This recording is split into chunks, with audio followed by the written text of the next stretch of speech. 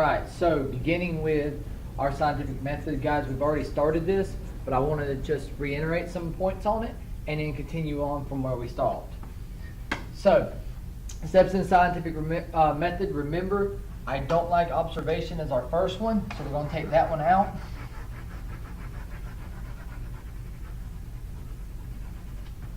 And our first step will be to ask a question. We must always ask questions about the natural world around us, and we need to start with this kind of idea of a question to answer. Step 2 is going to be gather information, and that should be information based on what was happening, what is our background knowledge in this, and how does that affect our question and possibly affect our hypothesis. So step 3 will be form a hypothesis. A hypothesis will be an educated guess that we go over, and we got to be educated. So that's why we got to have this information, this step 2 that's there. Step 4 will be experiment. We experiment to test a hypothesis. So the experiment tests the hypothesis. Number 5, data collection. We get this data from the experiment. We look at the data and we see what conclusions we can draw from that. Now, that's where things start to split off. So the 7th step's kind of funky, but we can either reform a hypothesis, we can retest the experiment, do it again just to double check our explanation, or we could even go through and publish. Let me erase that. Publish our information, what we found, to let other scientists around the world check our answers. Observations, we ask our questions because of our senses. We might see something, hear something, smell something, taste something, touch something, learn something that we've never seen before, and that causes a question to arise. Why is that? A hypothesis is a suggested solution to the problem, or an educated guess to a question. Okay? It must be testable. This is a big one right here. It's got to be testable. A hypothesis cannot be something like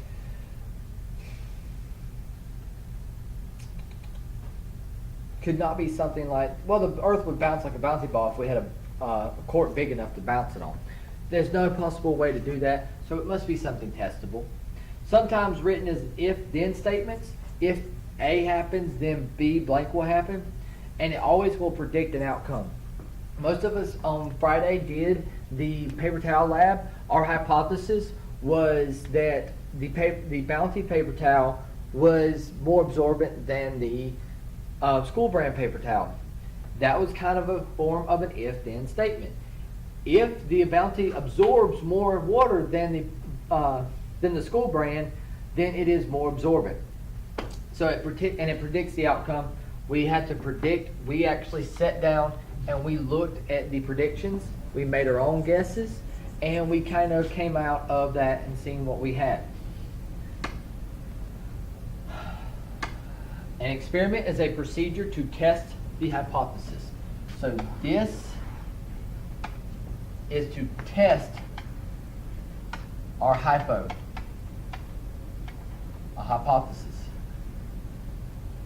Okay? In an experiment, we have a variable. A variable is a factor in the environment that is being tested. It is very important because it's the factor, what we see, what we do, what we feel, that is actually being tested. That is actually going to be tested, that gives us our data, that tells us whether or not our hypothesis was correct or not. There are a couple kinds of experiments. A good or valid experiment will only have one variable. Now say on Friday when we did our paper towel lab, the only thing that we changed, the only one part that we changed was the brand of paper towel. Had we decided to go with something else and something different, like, well, we're going to change brand of paper towel, and we're going to test what would happen if it soaked up 50, 60, and 70 milliliters of water. Would that throw us off? Yeah, a little bit. Would it throw us off if we took and we squeezed out the paper towels after we got them out of the water? Yes. And things like that is that's when we take one variable. We've got to remain constant. That's why I was very strict with leave it in there for 10 seconds. Let it drain for 10 seconds. Those kinds of things. If you squeeze it or you don't let it drain, then you're throwing off your data because you're changing another variable. The different types of controls and variables. What's the difference? Scientific experiments follow rules. An experimenter changes one factor and observes and measures what happens. So what did we do Friday? We changed our one factor, which was brand of paper towels. And then what did we measure? We measured the water left behind. So we saw that different brands of paper towel left different measurements of water, and that's what it's saying here. We look, the experimenter, which was you, changed that one variable, and we measured our data. We collected data. Now the control variable. The experimenter makes a special effort to keep other factors constant so they will not affect the outcome. These factors are called the control variable. Friday when we did this, our controls, on Friday when we actually ran this experiment, our controls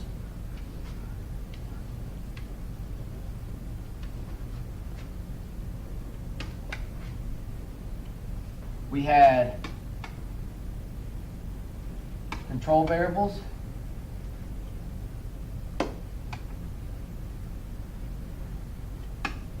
was stuff like amount of water, the time in the beaker,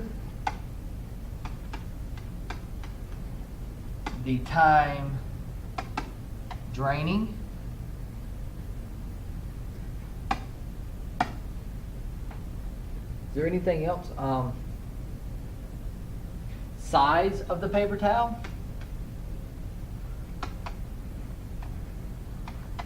So we had to cut off the actual paper towels to make them the same. Those were all control variables that we had to take and we had to deal with and work through.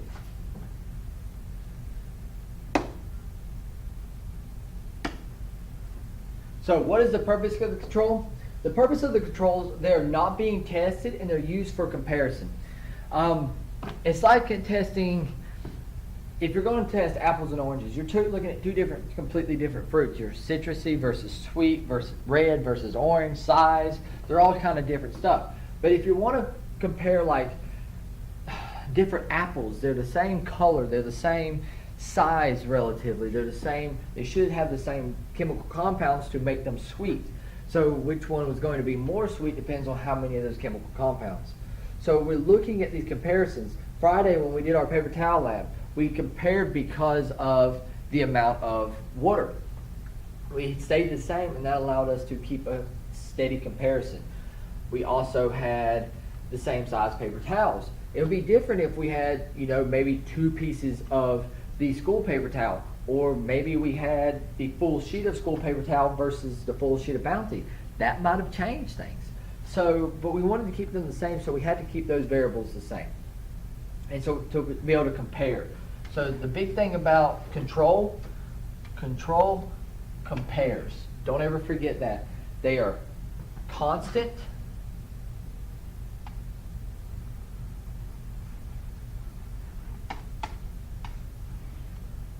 the control is constant and it compares. The other variables.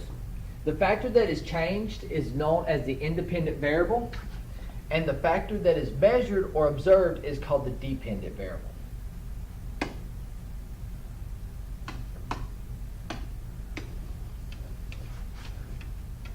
The paper towel lab from Friday are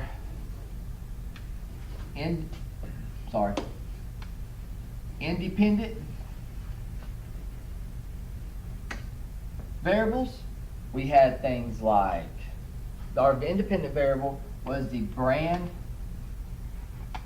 of paper towel.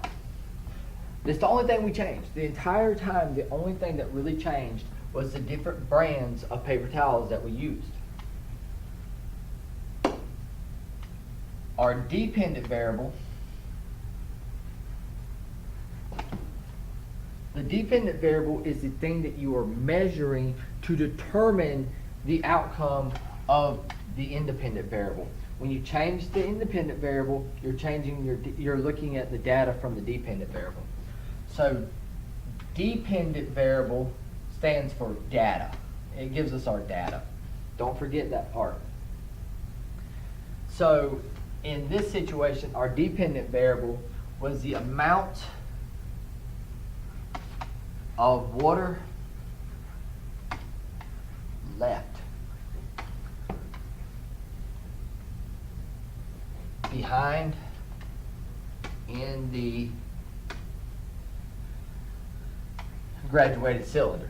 So we looked at the brand of paper towel, we looked at this, but to find out our answer, we depended on the data from the dependent variable, and that was the amount of water left behind in the graduated cylinder.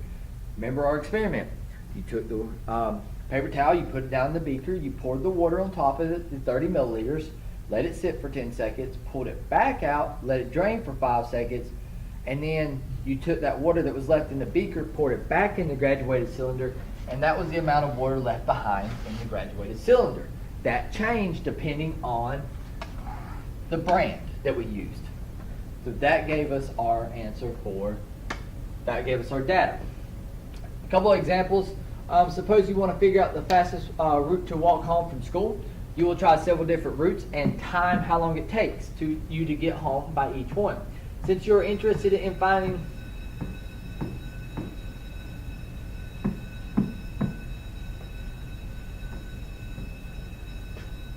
sorry about that, middle school lunch bell. So since you are interested in finding the time it takes for you, you will be doing the walking yourself. I want you to take a few seconds, go ahead and try to figure out which one of these is the independent variable, what is the dependent variable, and what is the control variable. All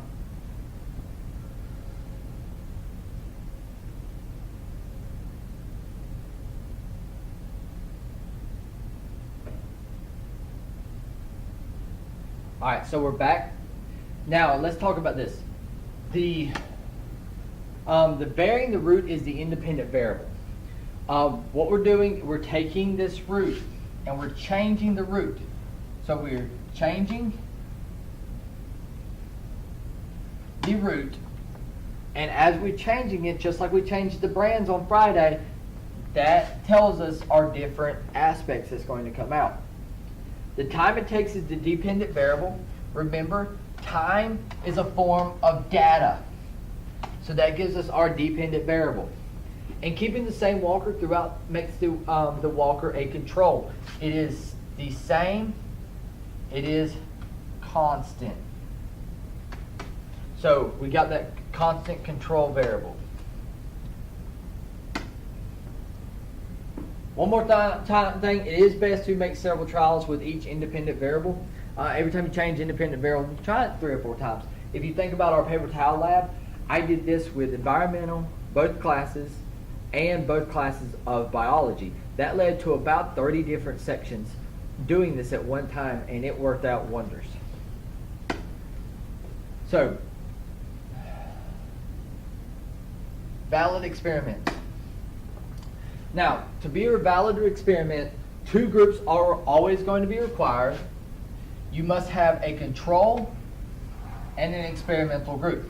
If you look at our paper towel lab from last Friday, we had our control, which we actually based off of the school brand. And the experimental group was the Bounty from Friday. And there should always only be one variable. Don't forget that it could only have one variable. On your test, when we get to the test, there will be several examples of this, and you have to determine whether or not it's valid or invalid. Look for more than one variable. It's a very easy way to get past that one. Data is the result of an experiment. Now, we can have 2 types of data. It's quantitative or qualitative data. Quantitative data deals in numbers.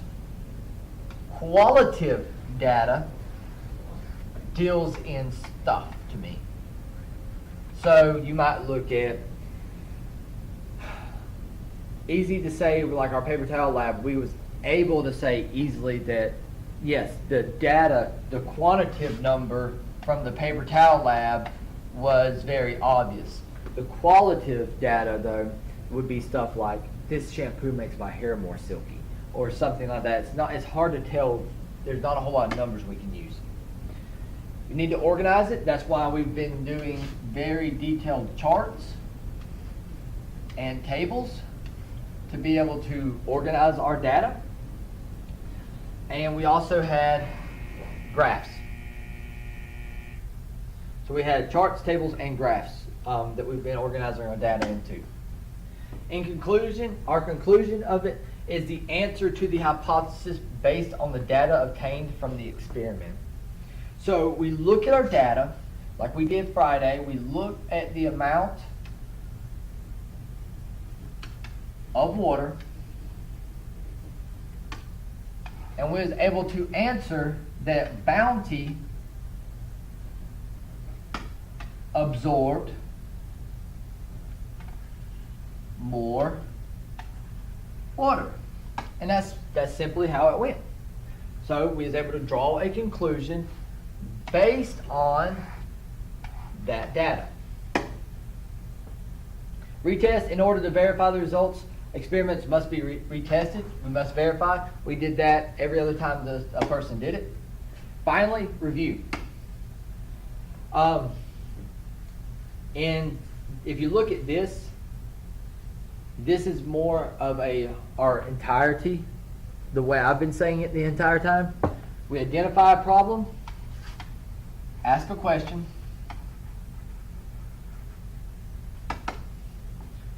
state observation about it or gather information, form the hypothesis, experiment to test the hypothesis, collect data, form a conclusion, and then you can either reform hypothesis, you can retest, depending on if you've retested 6 or 7 times, or you might go out and publish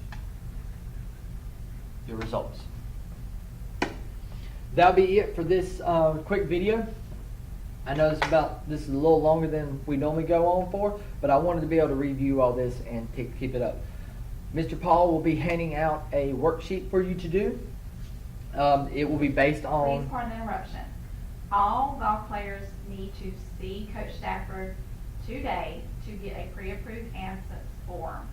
Again, all golf players need to see Coach Stafford to get a pre-approved absence form today. Thank you. Sorry about that also.